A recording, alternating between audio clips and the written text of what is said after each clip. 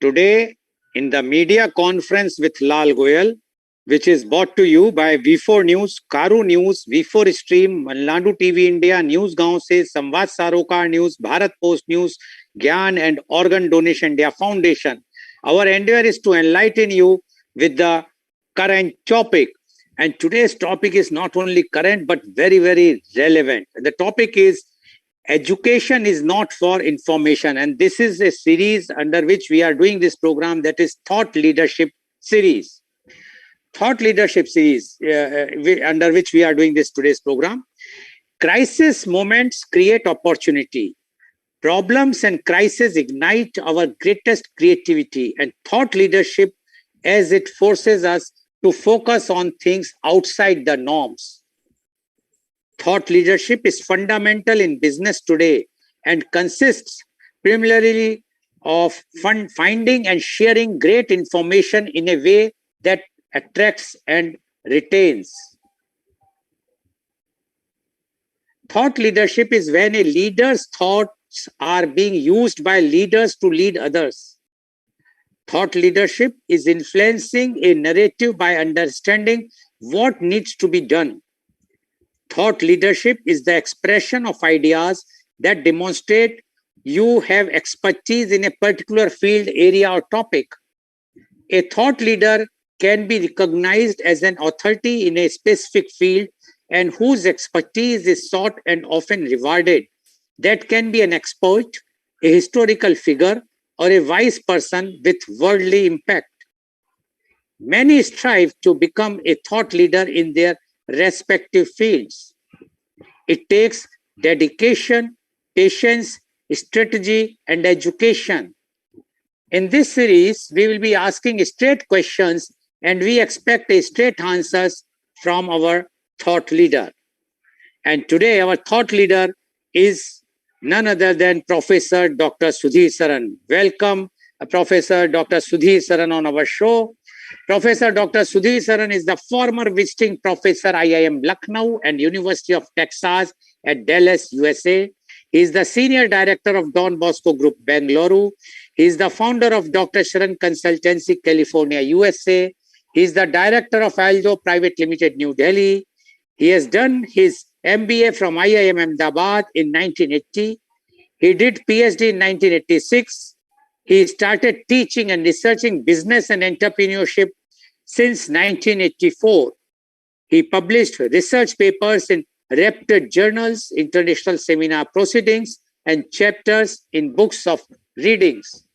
He started academic administration phase as dean in 1997, rising to executive director, controlling management and engineering institutes in 2007. Her Highness Governor of Karnataka nominated Dr. Sharan to the Senate of Bangalore University in recognition of his distinguished academic contributions. He was visiting professor to University of Texas at Dallas from 2012 to 2019. He also visited Washington State University and President University, Indonesia, on the invitation of the Dean Faculty of Business in 2018. He innovated and implemented a unique model to double the turnover with existing infrastructure in one accounting year. He is co-promoter of Institute of Family Business Management Society. He is honorary director of NCR Delhi-based high-tech B2B digital startup. He is also co-founder of OWGI Foundation, which promotes social entrepreneurship ventures. Welcome, Professor Dr. Sudhir Saran on our show. Professor Dr. Sudhir Saran, as you know, that today is a thought leadership series in which I ask straight questions and I expect you to give straight answers of the questions. So I am going to start. Are you ready for that? Questions to be taken? Yes. Okay. So now my first question is, what are different types of education? This is a slippery question because the standard answer is never adequate. But let us begin by mentioning the standard answer. Today, there are three types that comprise education. The first one is formal education. The second one is informal education. And the third one they call non-formal education. Since you have laid down the boundary for me, the Lakshman Rekha, I have to give a straight answer. So formal is when you go to a educational institution. It can be a school, it can be a college, it can be a professional, vocational institution. So Delhi Public School will be part of formal education system. Delhi University will be part of formal education. IITs, IIMs will be part of formal education. ITIs will be part of formal education. Polytechnics will be part of formal education. The informal sector is where, this is not involved. What can be example of informal? Mother teaching a daughter how to cook. That is informal education. Father teaching a son to ride a bicycle. That's informal education. Now, what is non-formal? Non-formal is other name for which institutions like Indira Gandhi National Open University has been established, or National Open School has been established. Some people, due to their circumstances, miss opportunity to go for formal education. To give the benefit of education, these institutions have been established and they are part of non-formal. The more common terminology uses adult learning, adult education. And suppose my mother was married early, she became mother early. By age 16, 17, she was mother. So by the time I became, 18 years old, joined a job after graduation. So now at age 36, 37, she wants to satisfy her desire to learn. She will enroll into non-formal sector and pursue her education. So these are the three main types of education. Okay. Dr. Saran, you mentioned about non-formal education is one of the type of education. Now, you mentioned about that we already have in existence the non-formal education in the form of Indira Gandhi Open University, etc. Then, what is the difference between non-formal education and exit and entry system, which does NEP, the National Education Policy 2020 states? In case, suppose I could not done my graduation, and suppose I did up to my schooling was up to 12th, and after the age of say 50 or 60, I would like to join this Open University. As per your thing, I am allowed to do it. Is there any age limit in that, Dr. Saran? No age limit is there. No. So I can join it. Now, the new education policy says that once you leave one class, you can join again. But there is a time gap. There is some limit, I think 3 or 4 years. So within that, you have to join. And again, you have to give the exam. You have to see that they will test you, not exam, the test. And they will test whether you are fit for that or not. So when we already have this type of existing education system in India, why we need such type of thing? In case if I have left my BA or BSc after doing 1 year course, and I want to do it after 10 years or 20 years, already as per you, there is a universities which can give. So why not? I will go and enroll there. Why? Because my university will not take back as the new education policy. So don't you think the new education policy should incorporate this facility also, so that a person who can leave after 1 year can join Indira Gandhi Open University anytime during his lifetime and complete the course? What do you say about this, Dr. Saran? The differences are subtle. The nuances are subtle. new education policy has multiple points of emphasis. One of them is the aspect that you are mentioning. Suppose at age 16, bad luck struck me.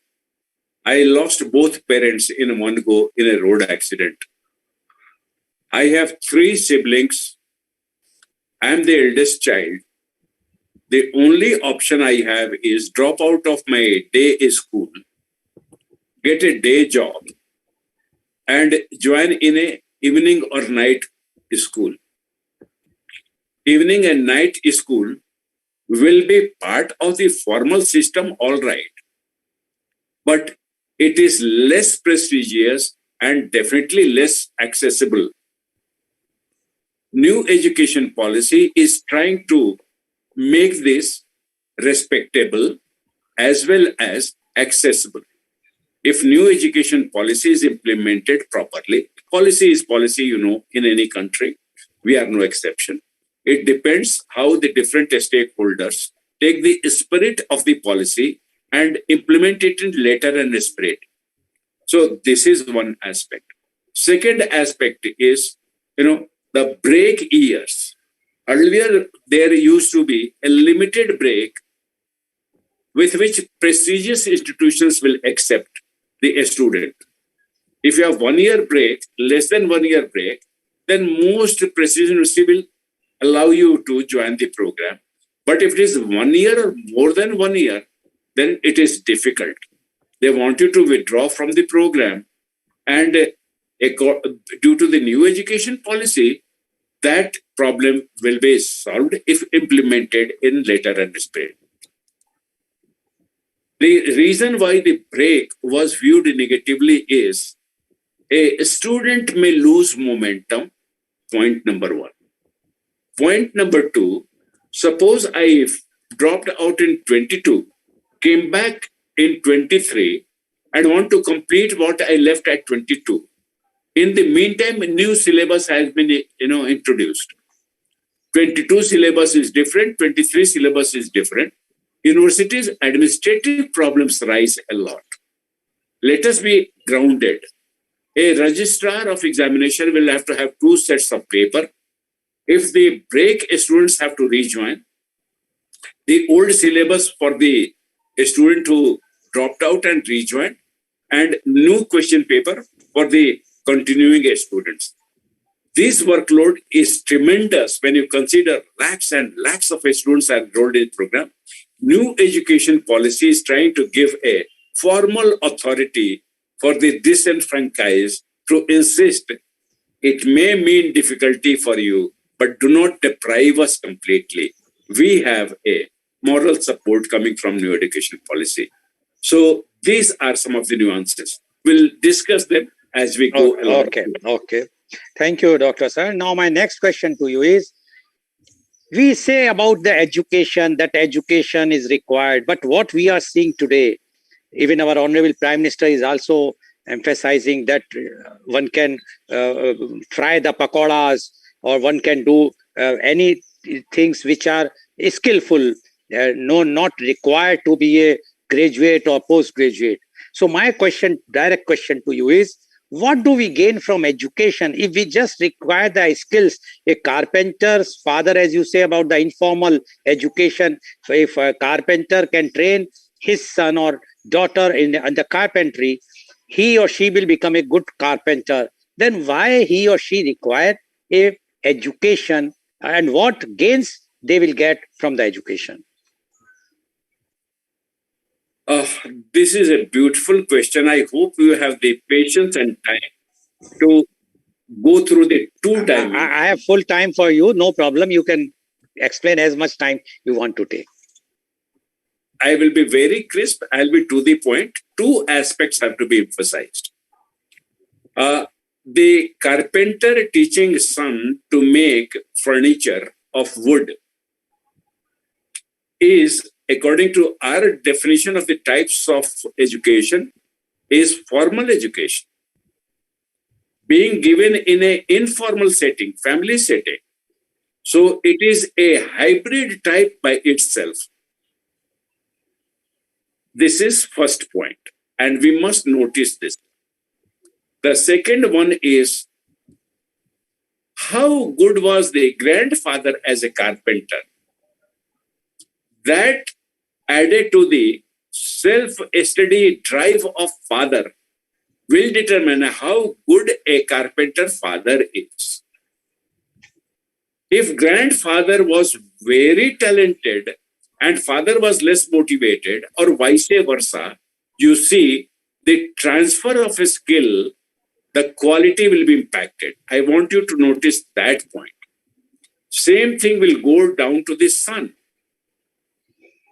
Now what happens is, the demand in society for quality furniture.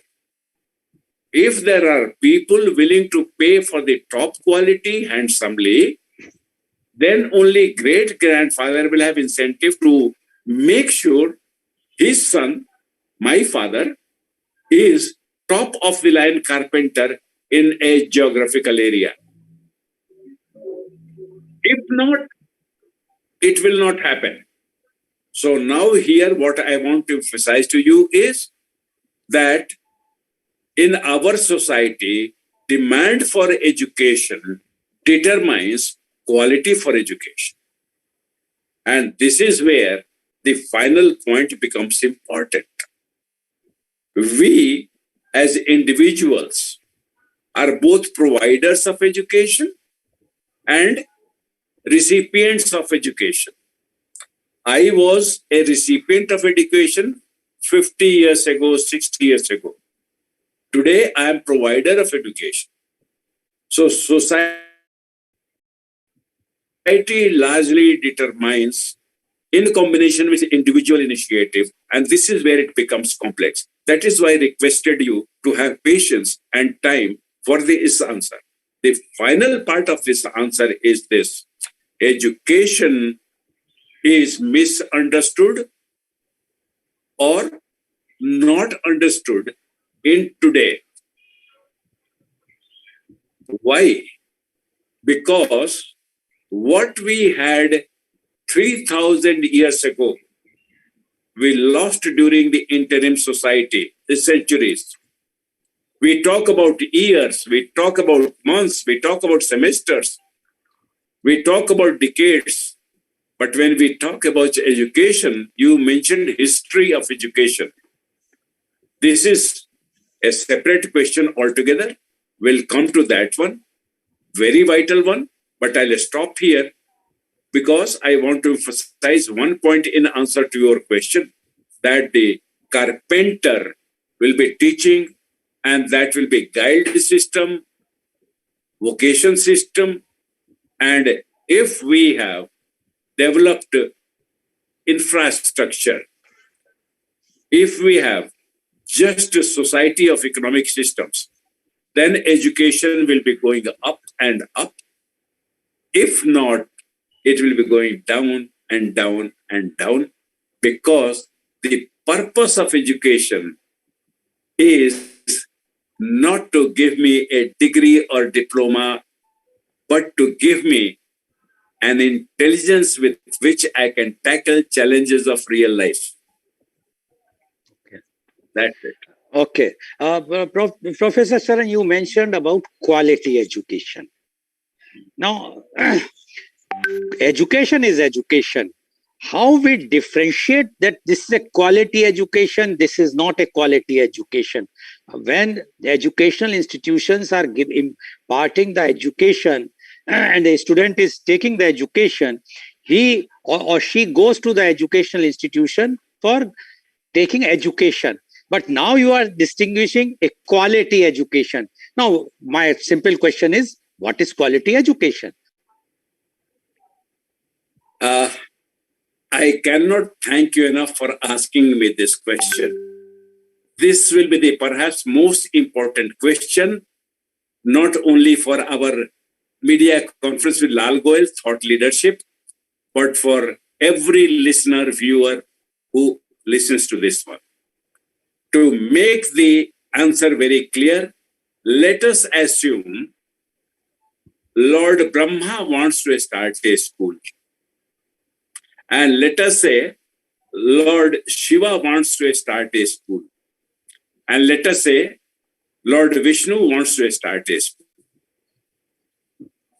What will they teach in the first school is how to create what we call today new venture creation or entrepreneurship. What will Lord Vishnu teach? How to maintain already successful companies, like how to maintain Microsoft, how to run Apple, how to run Tatas, how to run Birlas. What will Lord Shiva teach?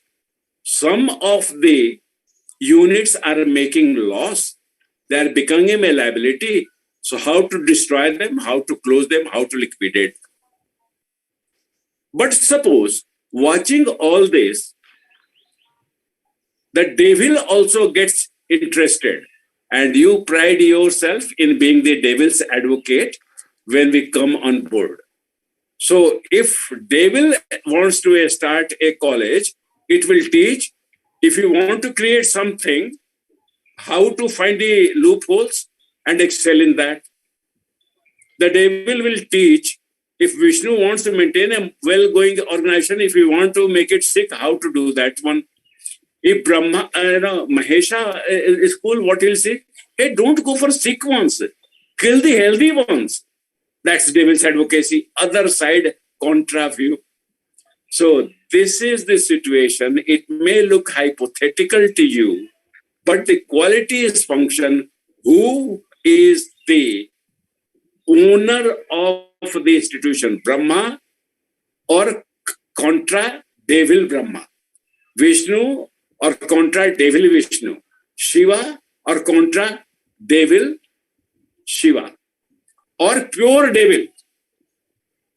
So that is where the quality, when you talk about education, it's not absolute. In today's terminology, it is relative.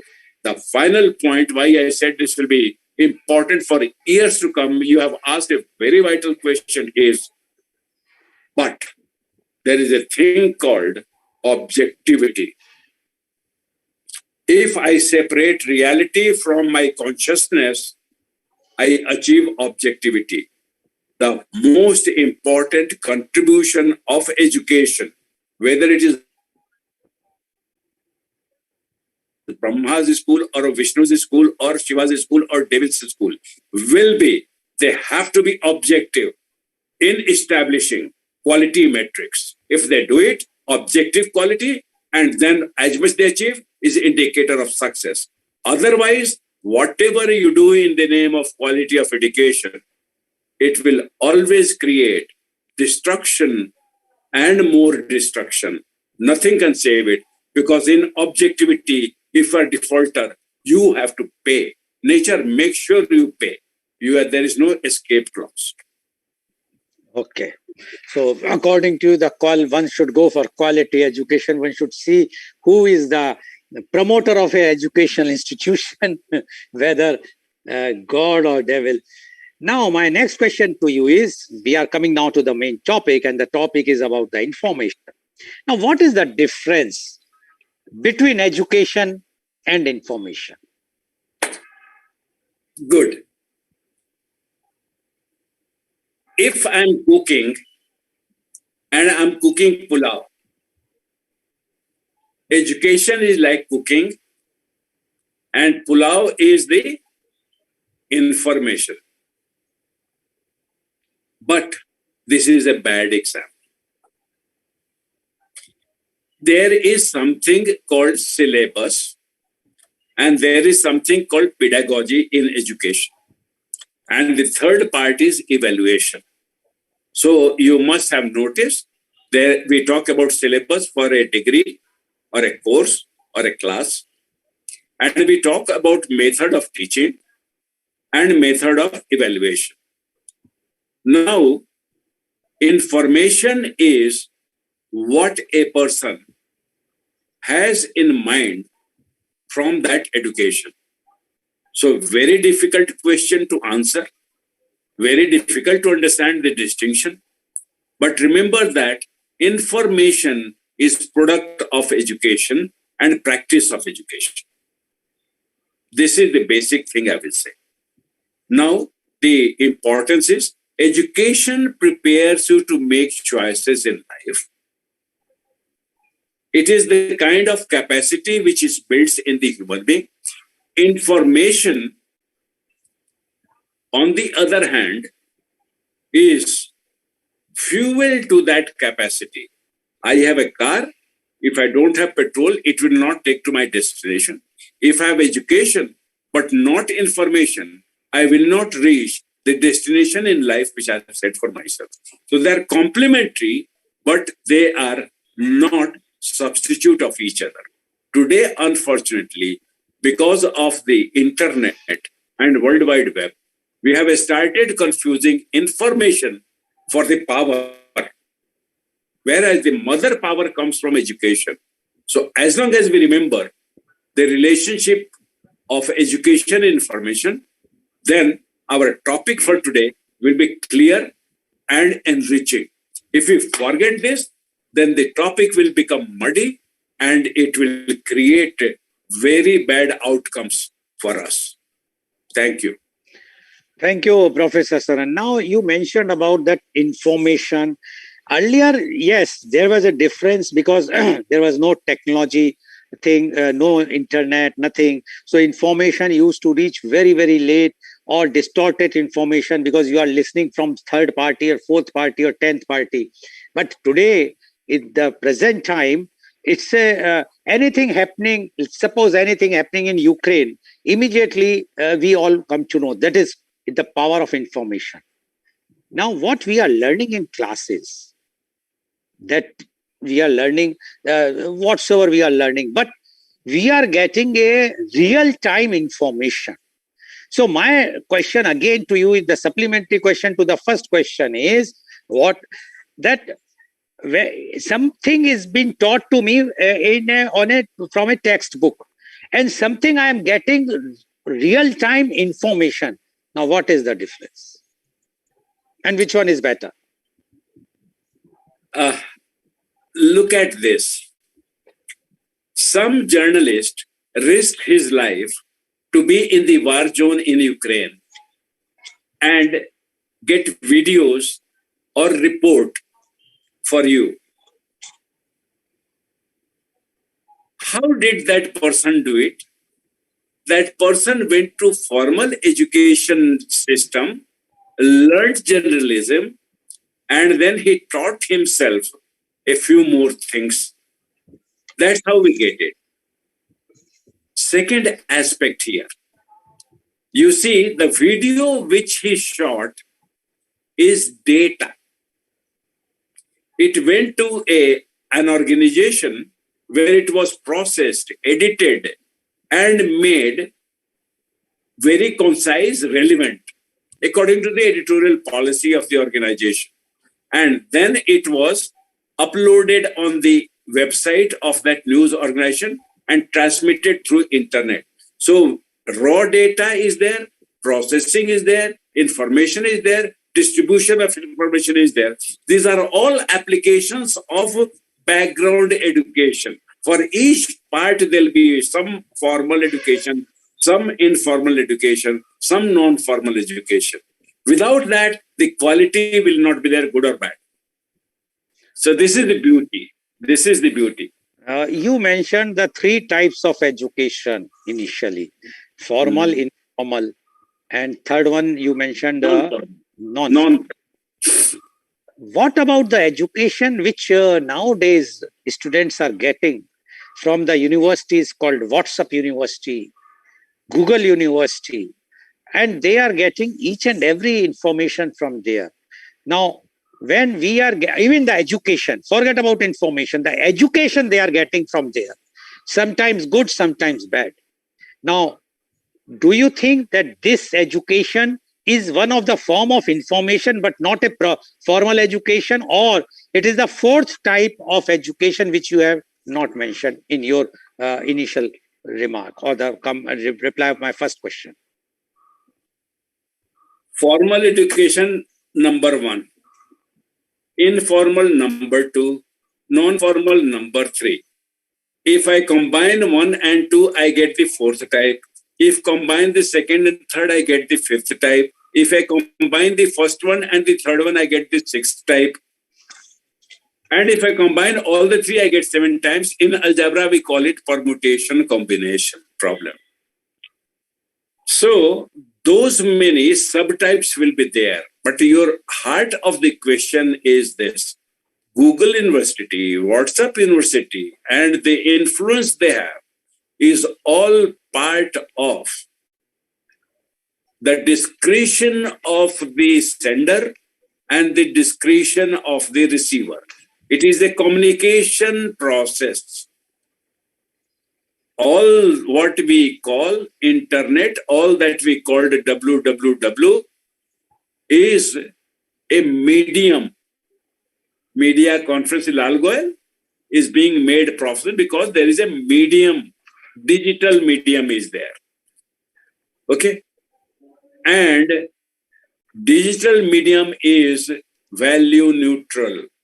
It does not say what is good, what is bad. It just teases out. It is up to the sender to decide to upload good things. It is up to the sender to upload rotten things. It is up to the receiver to download and access the good thing or to download and access the lousy things. So here, who teaches us morality? Today, there is a huge debate whether it is job of the formal system I mentioned to teach me morality, or is it part of the informal system to teach me morality? Or shall we leave it to non-formal system for that matter? Or none of them, or all of them? These are the permutations. But the point is this. Even when you teach morality, Brahma will have one morality. You see, his objective is different.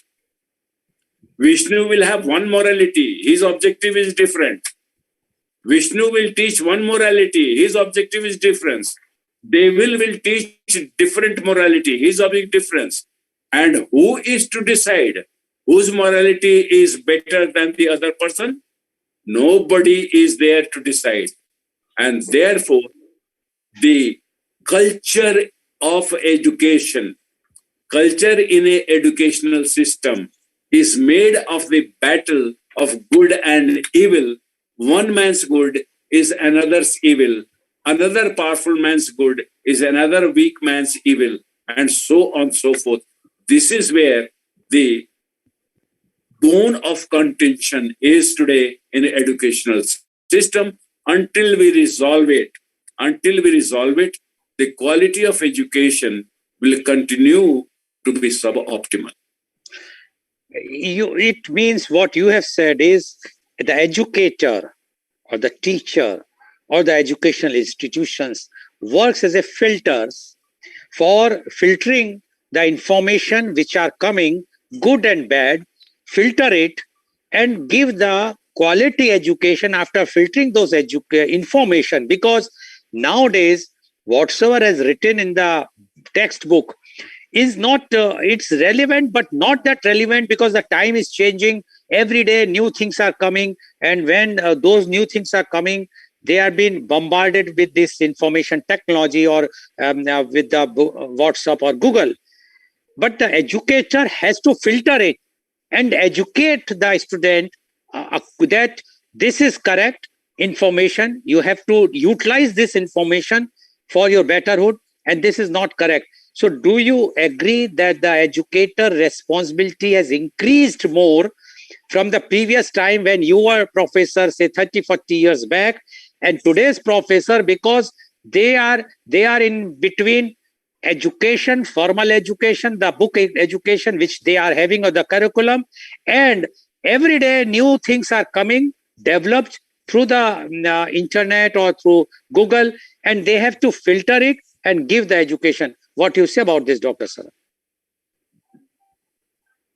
It is a very sobering question. And 40 years ago, when I started teaching, internet was not there. So my library was my universe. whether it has 50,000 books or 5 lakh books. That was my universe. The books were there, the journals were there.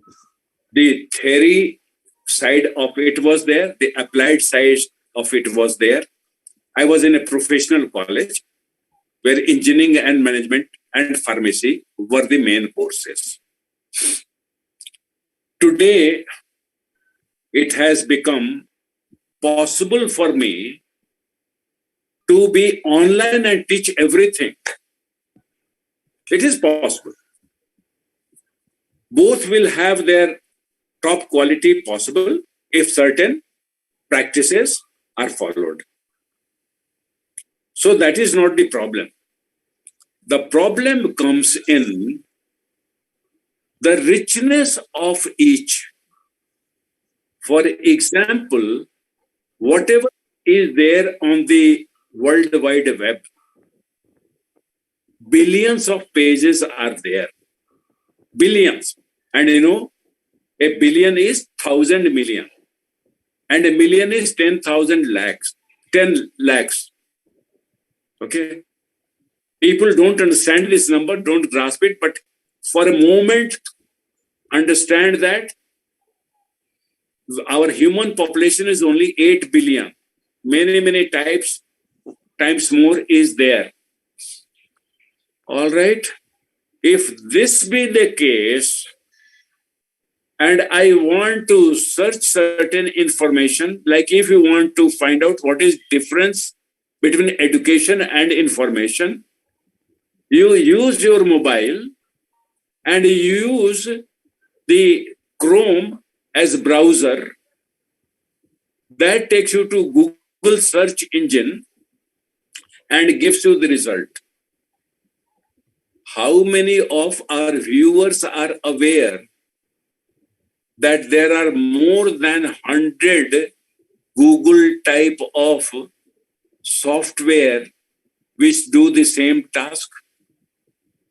How many of the people know that there is a dark web? How many people know that there is a third type of web? And that is dirty web. The known web has dirty content. We are not saying that one. It is a category by itself. Okay? All the adult content on the open web which Google searches for you, incognito or cognito, those are technological aspects. But these are the reaches. And this is what I want our viewers to understand, that today a man is poor because there is so much of rich resource available free of charges. And therefore, unlike 40 years ago, which you mentioned, my responsibility increases as a teacher to tell the students, our library is not the only place from where you can get your education. The entire 3 types of webs are available, and you must educate yourself to know about all the 3 types of web. Now, that is where my morality as a teacher comes into play, which you said, filters. That was the major part of your question, the present question. And that is, I should not be lethargic to teach myself before I go to the class. If that morality continues, so in olden days, it was more prevalent. Today, it is less prevalent. And we have to correct this single problem. But unfortunately, NEP does not address this question. So we will have to address on our own through media conference with Lal Goel to point this part that teachers must be honest enough to teach themselves. When I'm going to teach you about internet as a resource for my students to learn and practice and apply, then I must not stop only at 1, 2, 3 types of search engines. I have a list of 22 search engines which covers all the 3 types, And I tell my students that becomes the information. And when they use that information, they get better content and they apply it for better decisions in life, and they are properly educated and use their education for proper purpose. Otherwise, the mistakes that are possible, errors which will be committed, and opportunities that will be missed. Okay. So, in other way, if we will say, the moment we add the existing information, we will be more educated, or the education will become more quality education, or more effective if we will add the information in that. What do you say about this? Easy answer is yes. But it is only easy answer. More information we include in our syllabus, it will be good for the students. That is the easy answer. But only thing is, in information science, we have a theorem called information overload problem. If you want to satisfy your hunger at noon, you are looking for lunch. Now, if I keep telling you options in New York, if I keep on telling you options in Shanghai, if I keep on telling you options in London, if I keep on telling you options in Delhi, if I keep on telling you options in Bangalore, you will die of starvation. Now, that is what is the point to be noted here in respect to the question you have asked.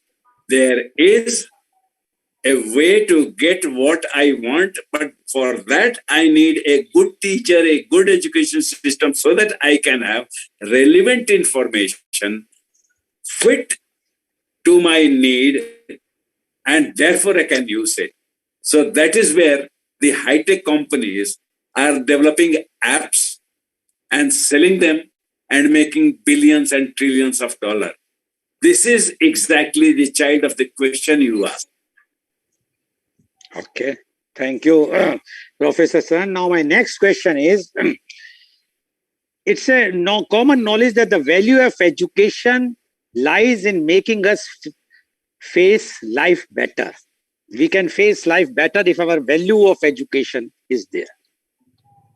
And more information helps make better choices, as you mentioned about New York or Shanghai or Delhi and Bangalore. So we have more information, what choices that we have to. So what is the difference? Now the question is, one side is a value education, but no choices. The other side is lots of choices, and we can choose whatsoever is relevant for us. So what is, according to you, what is the difference in these two things? In computer parlance, we have a saying, GIGO, G-I-G-O, garbage in, garbage out. So it is not the system, not the education, not the information source, but the seeker who is the primary factor. This is my answer to your question. If you ask a confused question, if your search keyword is not right, then the whole wealth of web will work against your interests and your quality of life will go down. So therefore, this knowledge is the challenge today in 2022 for parents. What should they encourage and what should they discourage? Where does digital toxicity begin and where does digital value start? So I think in one other conference, we should talk about how responsible parenting and guardianship should be practiced in today's era of digital information, age, and benefit. Both the parents in satisfaction of good parenting and the children of benefiting. This is very important. Second part is information, I emphasize, many other emphasize, is a servant.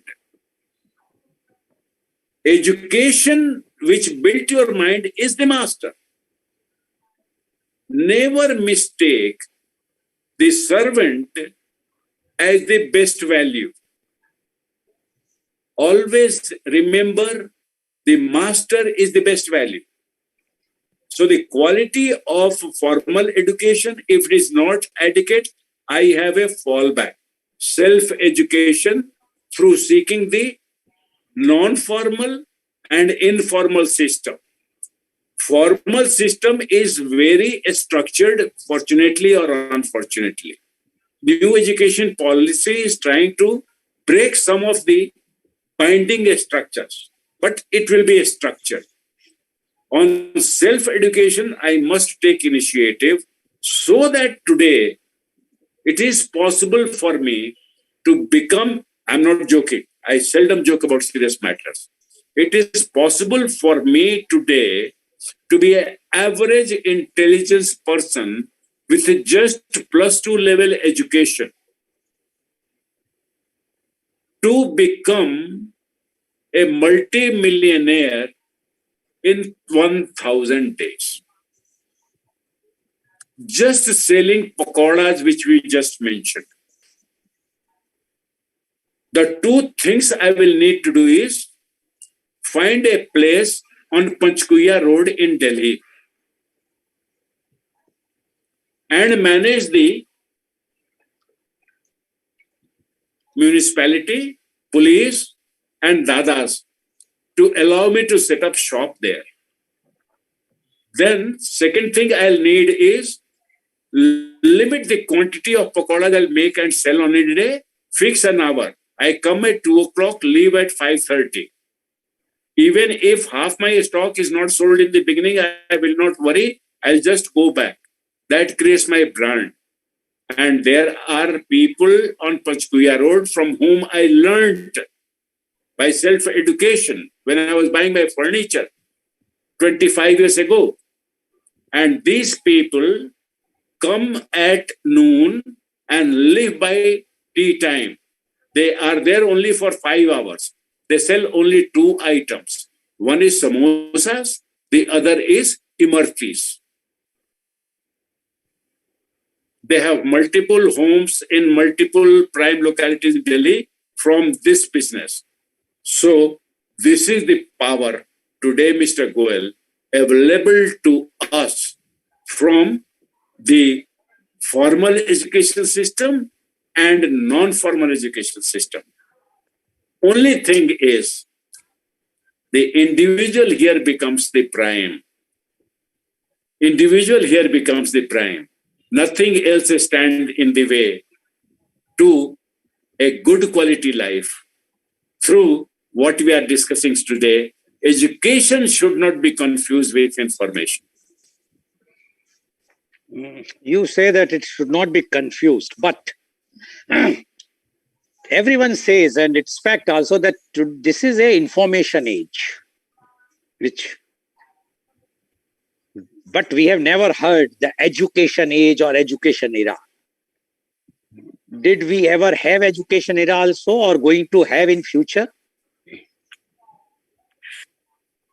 The way the present is lined up, I see a very bleak future to have education age recreated in next 30 to 50 years. I'm saying 30 to 50 years because a generation is 20.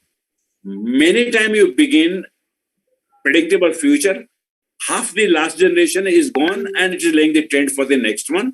And the next generation will influence the 30 year and then that 30 next year, 50 year. My logic should be clear to you. Yes, there was a time when it was education era. And that was in the Greek civilization, close to 2,500 years ago. A boy named Aristotle, when he became 17-year-old, he went to the school run by Plato. Those days, it was high end of the education. Something like your class 5 primary school begins with PhD curriculum. Because it was education era. So PhD syllabus was brought to primary school. That 17-year-old boy, when he went to seek education, what did Plato say? He says, look here, I'll give you 3 questions and give the answer. I'm saying this in detail because we need to appreciate what happened in the education era, what is not happening today when I'm saying we are in information age. Okay? The first question was, what is nature of nature? What is nature of the universe? You can paraphrase it. The second question was, what is nature of man? And the third question was, what is the relationship between universe and man? Plato used to ask of all his students in the education age, and they all used to submit the answer. With Aristotle, it changed. Aristotle was a kind of person, he says, come on now. I don't have to just answer the question specifically in 10 pages and give to him so that he can give me the next lesson. This man sits down. That's why Aristotle is, remembered after so many 1,000 years. He says that I will write a book called Principia Logica, in which I'll teach people to look at specific case and generalize. I look at sun and the earth and find at a particular time it rises, and that's the morning time. So this generalization he called induction. Looked at few days and says, sun will rise in the east in the morning. It is true universally. Second thing he said is, if I take a theory and break it down, that will be analysis, inductive and deductive logic, he called it. Why am I mentioning? If I start teaching my son, my daughter, my nephew, my granddaughter, my any relative, unknown relative in school, metaphysics and the method to find the answers of metaphysics, that is epistemology, only then we will have regeneration of education era as it used to happen.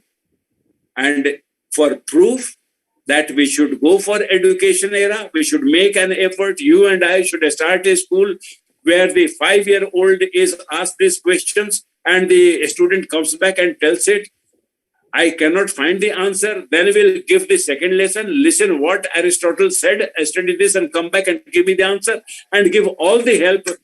By the time they are 12, 13, 14-year-old, they will have picked up what was the glory at the time of Aristotle and Plato and Alexander.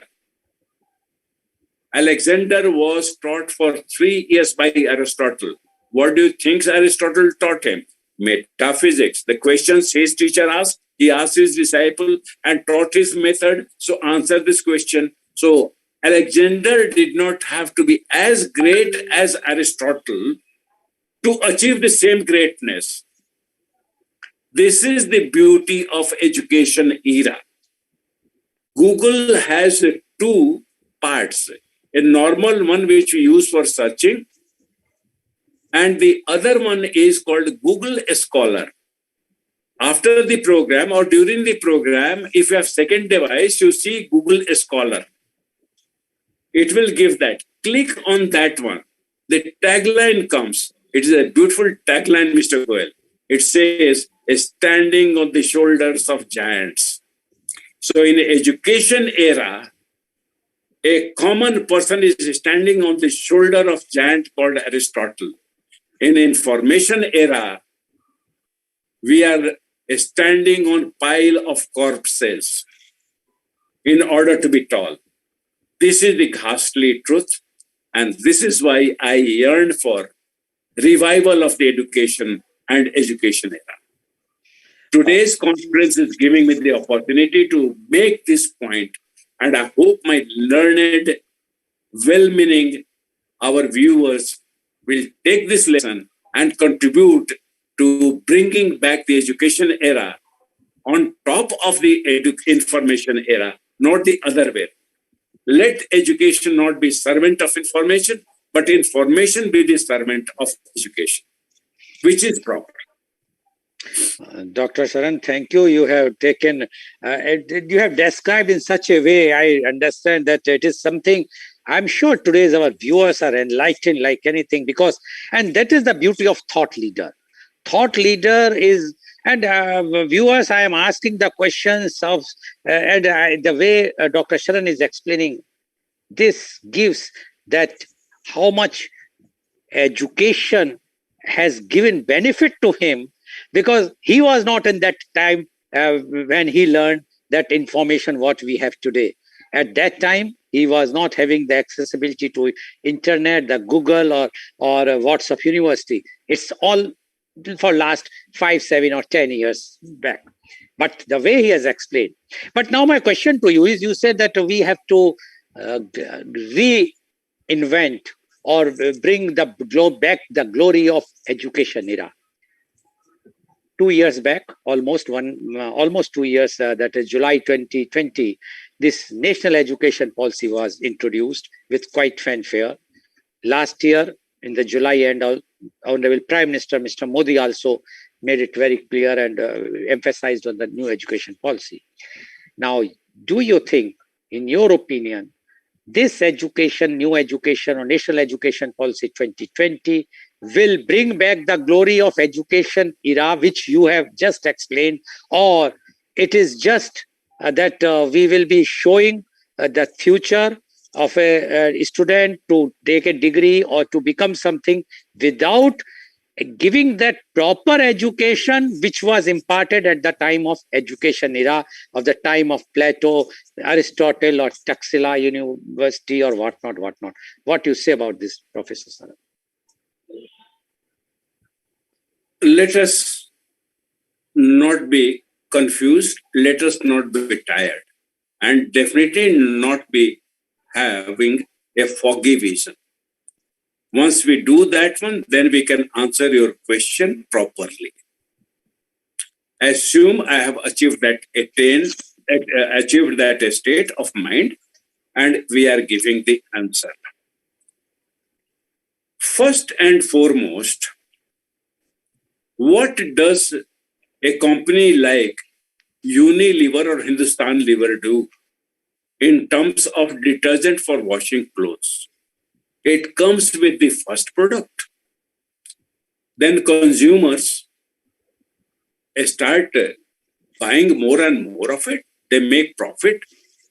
By then, competitor is attracted. They also start making detergents. Its profit starts shrinking, because the competitor matches the quality and gives discounts, because they did not have to invest in the R&D, which the first company had to do. Their cost is lower for the same product. They can afford to give discount and make same profit as the previous company. Now, what I want to emphasize here is, if I do not come with an improved product in detergent category, I will not maintain the profit margin necessary to recover my initial investment. So for me, it has now become a compulsion to keep on investing in R&D to stay ahead and to survive. It is like I am riding on a tiger, and if I not continue riding, if I doze off, fall off, then it is end of me. This is the nature of the capitalist universe, and this is the mandate. Education has to keep up with that one. New education policy is a continuation of that force into the present. Now, come to the more drastic, dramatic one, for which I need a clear view, not a foggy view.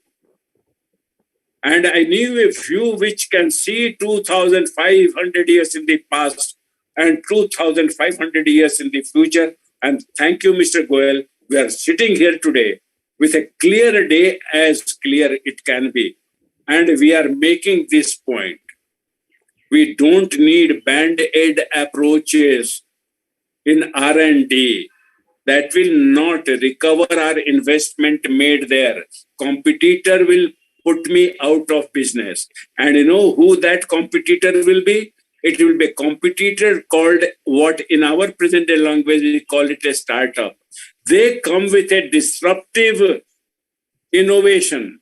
That fellow may come with a vacuum system for cotton clothes, not only for woolen cloths, not only dry cleaning for woolen suit which you are wearing and costly silk saris and ties which you have in your family, but for any simple, even your kitchen duster. And when that fellow comes, then any amount of investment in your R&D will not save you. It will not give you a single rupee of revenue. Suddenly from the king in detergent revenue stream, you will become pauper. It will dry off. This we call disruptive innovation. In education age, disruptive innovation is the norm. In our information era, it is an exception. This is the difference between education age and information age. Remember, in 12th century, we rediscovered Aristotle, Plato relationship and education. The formal education system bring down metaphysics and epistemology to the curriculum in primary school. They did not say, let us not burden our students, let their bags be not heavy. Damn it, 2 books, one on metaphysics, one in epistemology. And the best book on epistemology is 108 pages long only. Best book on metaphysics, the article of Aristotle which has survived, is less than 200 pages. 300 pages any student can pick up. I worked in a paper industry. How we measure paper is by grams per square meter. Bond sheet which you use is 55 to 65 grams per square meter. So that is the weight, physical weight. Every 8-year-old can carry that one. We don't have to worry to reduce the bag in the school bag, weight in the school bag. That is possible. And so we don't have to go all the 2,500 years ago. We only have to go back to the spirit of Renaissance. And that point in time, every new business was a disruptive business or a new industry in itself. Henry Ford started a automobile industry. Wright brothers started air travel industry. And they were common, ordinary people like you and me, Mr. Goel, maybe less gifted than us, less privileged than us. So this is what my answer to your last question is. This is what we are aiming to achieve through our thought leadership. It is possible. New education policy will not do it for the reason I mentioned. It is a continuous improvement process. That is not the answer. The answer is somebody has to set up and say, government should not meddle with education. If they are dishonest private entrepreneurs, let the market kill it. In 5, 10, 15 years, if honest people are free to bring their syllabus and innovative changes, if government stays away, just does 3 things: good quality policing, good quality local High Court and Supreme Court, and good quality defense forces, Army, Air Force, and Navy, 80% of the problem will be solved. And we will have right investment in right places. More regulation, less character, and less regulation, more character, because market tells you when continuous innovation will save your skin, and when you have to tell your R&D manager, I'm giving you this fund, for God's sake, come up with a disruptive one. And one company does it. I'll tell you, one company does it. I won't name it. It is not proper on our part. That company has 2 R&D departments. When the first one builds a high profit billion-dollar product, then they call this one, you develop product which will destroy this. Cannibalize the word they use. And they are using it. It's not only one company. I know many of the blue chip companies, the ones in which I invest myself, in which I told in our last program, I asked my close relatives, daughter, son-in-law, and others to invest in. This is it. Today, I will not invest in educational institutions. I invest only my time, but not my money. But those blue chip company, I invest my time and my money both. Thank you. Dr. Saran, you have made a very innovative, I must say, statement. And you are saying government has no business to be in the education. While all IITs, IIMs, All India Institute of Medical Sciences, they are all been given by the government and they are still being managed by the government. So do you mean that these institutions, although I know it's a very different topic, I have to take up this in one of the forthcoming media conference, but just a short answer. Do you mean what you have mentioned in the last answer, that the government should come out from all these, let the private players should be there who are coming out with the IITs or IIMs, and they will come out with the innovative thinking, innovative ideas, and in case if they are not successful, they will be out from the business and someone else will come. So the survival of those who are really good will be there. Do you mean to say this? Your question has the answer built into this one, so I'll pull it out from there only. I know one IIT very well because my brother joined in 69. I spent all my holiday, attended classes for 1 year there. I know one IIM very closely because I studied there. I know another one closely because I taught there. So I am not giving you hypothetical answers. I am giving answers from first-hand experience. So they are authentic answers. In 1960s, the government of the day was so generous that they said a society will be created and the government will only pass an act to create them. From that point on, they will have 110% autonomy to decide how they find their director, how they find their professors, how they admit students, how they decide syllabus. Government has no business. We have created, now you run it. It is just like I having a daughter and then creating a trust in which I put sufficient assets. It will take care of her education, her marriage, and subsequent life.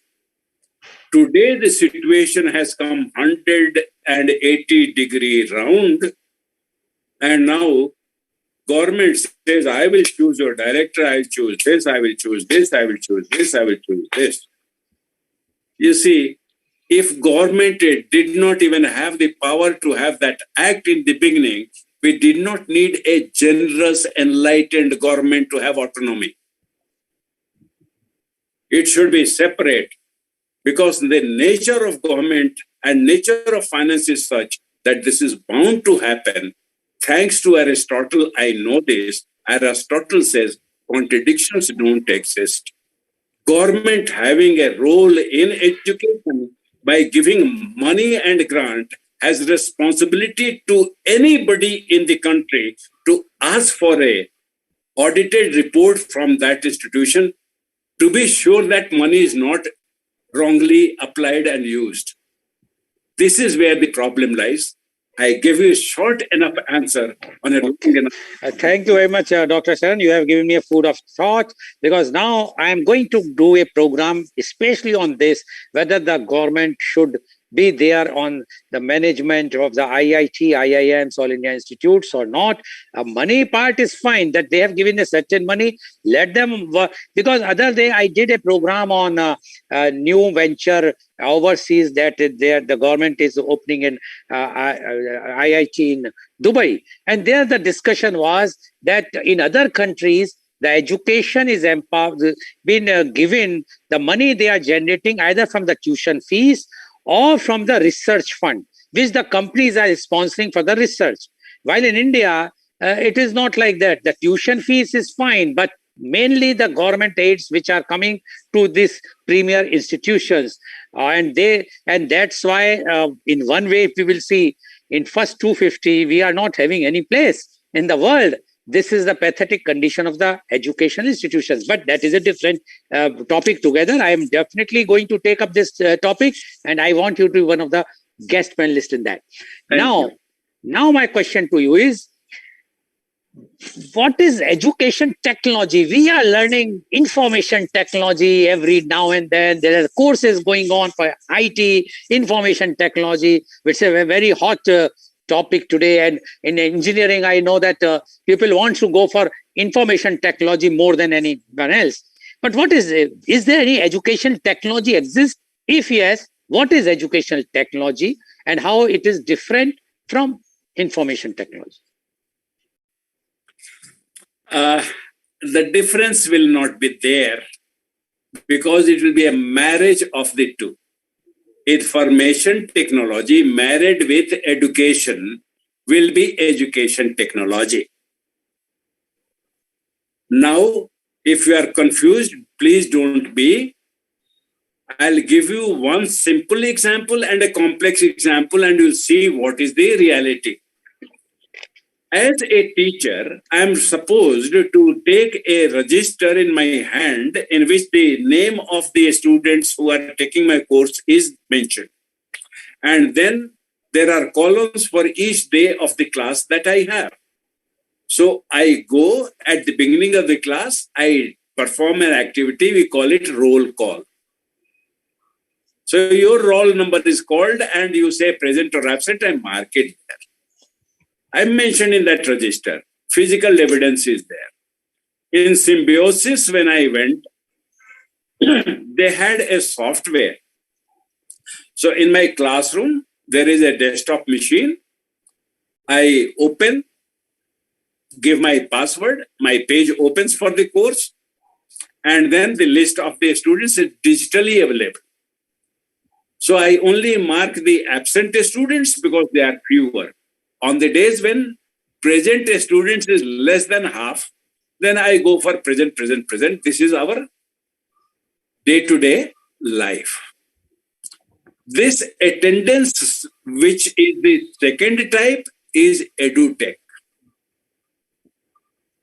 Some part of educational system has now been given to information technology, kind of an app of a software. It can be expanded enormously. Like online courses are there. You receive your attendance, you receive your instruction, you receive your evaluation, you receive your assignment, you receive your feedback from the professor periodically, all with the help of a software, an application. So this is the 100% automation or digitalization of education. So edutech can be very minimum, just attendance and these things are being automated. On the other end, everything is automated. So that is edutech for you. Baiju is one example. Now, when you mentioned about Baijus, you were saying about the attendance thing. Baijus is giving complete education, and they claim that it is a double engine education. 2 tutors, we have seen in the ad, again information which is coming, good or bad. So my question to you is, can that with that education technology or edutech, what you say, we need not to go to the classes, no need of going to the educational institutions. We will take this edutech with the help of IT, because it's information technology and edutech a combination. So why we will go to the colleges?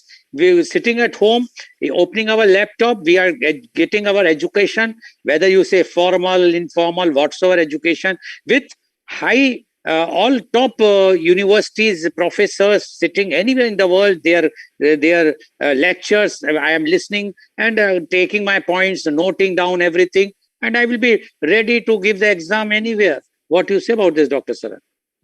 This is beautiful, and this is not very difficult question for me to fill, because your grandfather was a doctor, your father was a doctor, and my father was a doctor. So whenever a patient came, they gave medicine and they said, this is what your diet will be. Now, this is what we are talking about. Our main food comes from the formal education system, and Byju's comes only for medicine and tonics and supplementaries. Nutritionist comes into the picture. Byju is not opening a university or a college or a school. Byju is supplementing what is happening in universities or colleges or schools. So as long as we remember that one, there is this distinction clear. Only thing is, what worries me, what if Byju goes to universities and colleges and tells the teacher, see, I have become a unicorn. My valuation is multi-billion-dollar, and I can afford to give you more money than the school is paying you. For heaven's sake, teach in my programs. Keep your name hidden, keep your identity hidden, but don't teach in the class. When this moral compromise happens, where will it stop? God only knows. Today it is too early. Tomorrow will no answer. Is an example. Dr. Saran, it's not too early. It's already happening. I know many institutions, the coaching classes, although now in Byju's is because edutech, but otherwise the coaching classes, what they are doing is they are asking, because for the exams, you have to be enrolled in a recognized college or university or a institution. So what they say is, you just take admission there. You have to be on roll. Rest, we will be teaching you. You need not to attend. They have understanding with the college that these many students we are giving to you. They will get the fees, everything, but the coaching will be given by the coaching classes. So what you are seeing the future, I am seeing that is already started. And if Byju's, I'm sure they will, or others, because they have already tied up with few of the Indian companies. If they start like this, the future, what is going to happen, we can't say. But thank you very much. Now, my one more question, which time permits, so I have to ask more questions. Those who are not been educated, we term as a illiterate. We say he's an illiterate person. पढ़ा लिखा नहीं है, अज्ञानी है. क्या हम जो जिससे इंफॉर्मेशन नहीं मिल रही, जो अज्ञान है कि क्या हो रहा है इस पूरे कंट्री में, वर्ल्ड में, what we say to that fellow? Plus, a person without education can live. We have seen a carpenter, a electrician, without even formal training, learn from here and there, and they are doing the work. Or a pakoda maker. But whether a person who is not having any information, and recently we have seen the elections took place in 5 states, and he doesn't know what is happening, who is Mr. Modi, who is Priyanka Gandhi, who is so and so. Can a person survive without information or without education? What do you say about this? It may be too drastic for me to say that it is important we remember what the famous poet Iqbal said. He says, पढ़ के हमने सोचा था कि जानेंगे, पढ़ के हमने सोचा था कि जानेंगे, मगर जाना तो ये जाना कि हमने कुछ नहीं जाना. In that sense, the person who was seemingly unfortunate to stay illiterate is very bad case. That should not happen. Thank God, complete illiterates are very few in today's world. And in any case, non-formal system has made sure we attend to that class. But if I am like my mother or my wife's mother, my mother was only 4th class educated. My wife's mother was graduate from BHU in 1934.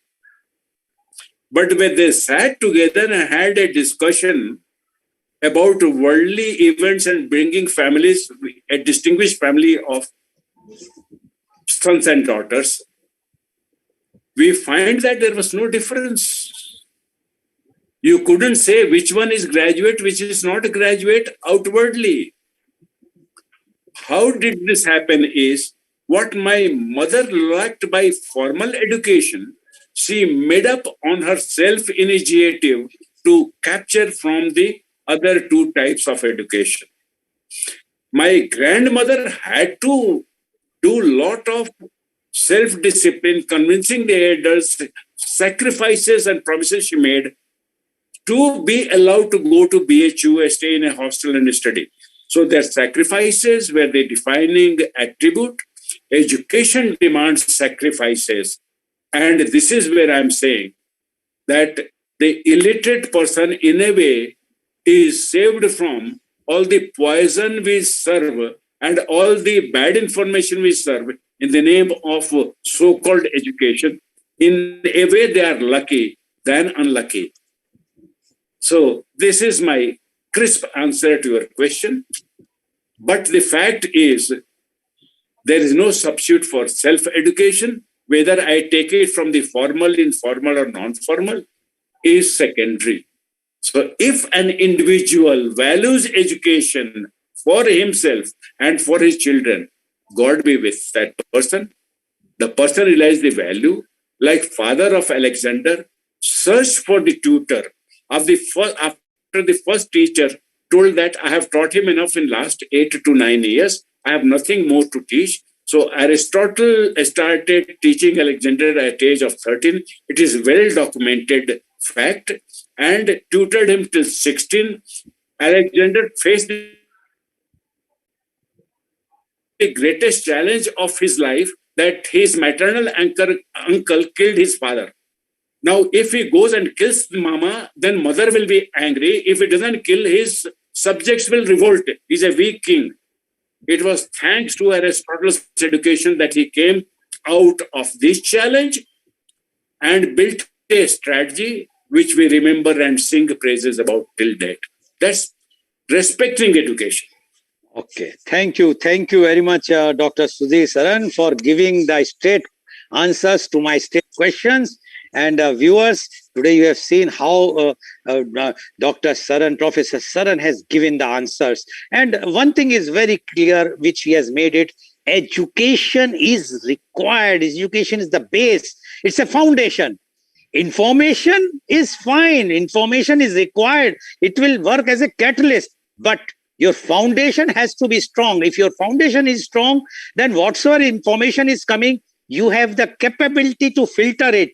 You will take the good information and reject the bad information. But if your education is not perfect, then you will not be able to filter it. And then you will be lured by the wrong information, which is floating every seconds, microseconds, so many information, and then you will be a misguided person. So thank you very much, Dr. Saran, for giving such a vivid, I must say, the replies has enlightened. I'm very much enlightened. I'm sure all our viewers are very enlightened with this today's Thought Leadership series. And thank you very much. And today's program has been live telecasted by V4 News, Caru News, V4 Stream, Malnadu TV India, News Gaon Se, Samvad Saroka News, Bharat Post News, Gyan, as well as first shown live on Facebook and YouTube. And our endeavor to bring to you every day new topic in media conference with Lal Goel at 10:30 a.m. And tomorrow, our topic is oil crisis. As you all know, because of the Ukraine war, lots of pressure is going on as far as the oil is concerned. The crude oil prices are increasing day by day. The government of India, we are thankful to the 5 state elections, has not yet increased the prices. All the burdens has been passed to the oil companies. They are bleeding very badly. So, but we have to analyze how much more time they will be going to bleed, or there will be some changes. Either the government will reduce the excise duty, or it will pass the burden to the common people. So we are going to discuss this, and we have a panelist. Our panelists are Professor Dr. R.K. Arya, Professor International Economics, Manav Rachna International Institute of Research and Studies, Faridabad, Dr. Sanjay Saha, Ramakrishna Mission, Vivekanand Educational and Research Institute, Ranchi, and Mr. R. Khannan, Corporate Advisor, Keynote Speaker, ex-TCS, ICICI Bank and Hinduja Group, Mumbai. So please tune in tomorrow for media conference with Lal Goel at 10:30 a.m. Thank you very much, Professor Dr. Sudhir Saran, for enlightening all of us about the education is not for information. This is something which is required to be known to all the youth, and especially because our program has been watched mainly by youth, although everyone is watching, but the youth, and we wanted to give them the clear picture, and that's why we try to keep this program today on Sunday so that maximum youths can watch this show. Thank you very much, Professor Saran, and thank you all the viewers for watching our show. I'm sure today's program is very enlightening. In case if you have missed or you could not watch this show, you can very well watch anytime on YouTube, or just subscribe this Gyan channel, so you can watch all such type of topics which we are doing for almost now last 2 years. Thank you very much, viewers, for watching our show.